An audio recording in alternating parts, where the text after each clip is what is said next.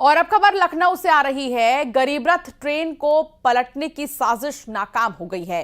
खबर लखनऊ के पास दिलावर नगर और रहीमाबाद के बीच रेलवे ट्रैक पर कुछ लोगों ने रेलवे ट्रैक पर लकड़ी रख दिया था। ड्राइवर की सतर्कता के चलते ट्रेन को पहले ही रोक दिया गया और एक बड़ा हादसा होने से टल गया।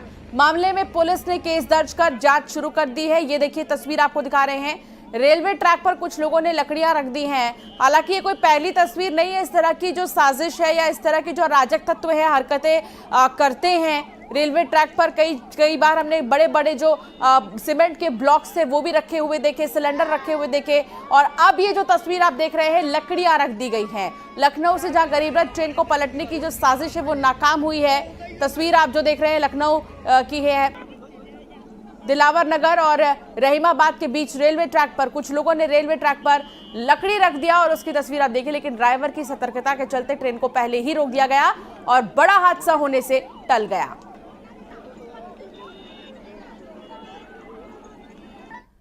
जम्मू के कटरा रेलवे स्टेशन पर एनएसजी कमांडो ने इंटरवेंशन अभ्यास किया है। एनएसजी कमांडो ने यह अभ्यास जम्मू कश्मीर पुलिस और आरपीएफ के साथ मिलकर किया है।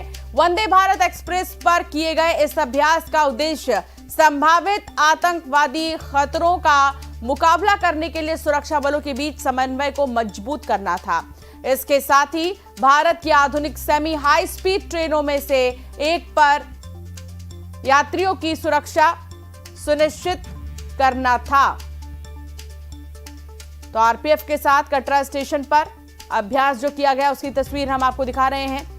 आतंकी हमले से निपटने के लिए हमारी फौज तैयार है।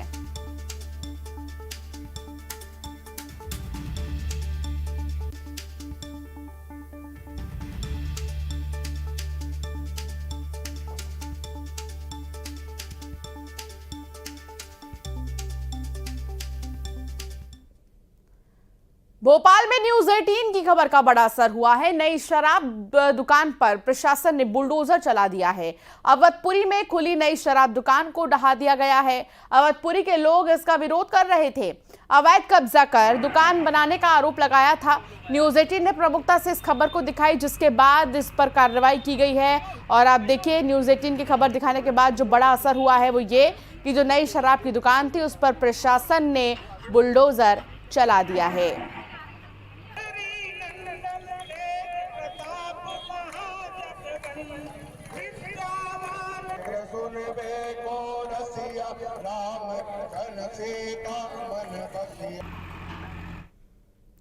ग्वालियर के एक हत्या केस में कॉल डिटेल रिकॉर्ड और मोबाइल लोकेशन से जुड़ी जानकारी छुपाने पर हाईकोर्ट ने डीआईजी पर कार्रवाई के आदेश दिए हैं। डीआईजी पर आरोप थे कि जब वो दतिया के एसपी थे उस दौरान उन्होंने हत्या के एक मामले में झूठी जानकारी दी थी, जिसके बाद आरोपी मानवेंद्र सिंह ने हाई कोर्ट में एक याचिका दायर की जिसमें पुलिस पर झूठे केस में फंसाने का आरोप लगाया। साथ ही केस में मोबाइल डाटा भी नष्ट करने का आरोप था।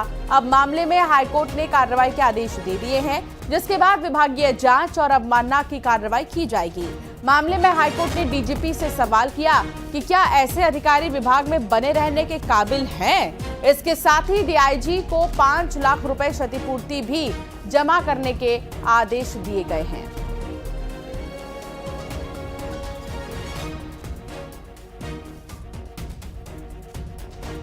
सुशील कौशिक संवाददाता साथ जुड़ गए हैं। सुशील, एक सवाल जो कोर्ट की तरफ से किया गया है डीआईजी को लेकर, उन्होंने सीधे तौर पर यह पूछा कि क्या ऐसे अधिकारी विभाग में बने रहने के काबिल हैं। ये अपने आप में काफी कुछ बयां करती है। सुशील, अब मामला किस तरीके से आगे बढ़ रहा है, किस तरीके से कार्रवाई हो रही है, क्या जानकारी सुशील? बिल्कुल, देखिए दतिया जिले में जो भोपाल डीआईजी मयंक अवस्थी है वो दतिया जिले में एसपी थे। उसी दौरान 2017-18 का मामला था, एक हत्याकांड से जुड़ा मामला था।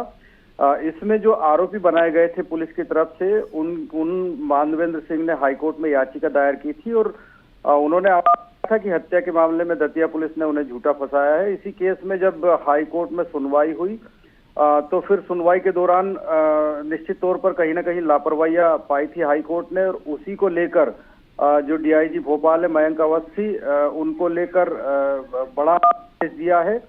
इसमें हत्या के मामले में कॉल डिटेल छुपाने के लिए इनके खिलाफ कार्रवाई का आदेश दिया है। विभागीय जांच और हाईकोर्ट की अवमानना की कार्रवाई के इसमें आदेश है हाईकोर्ट की तरफ से।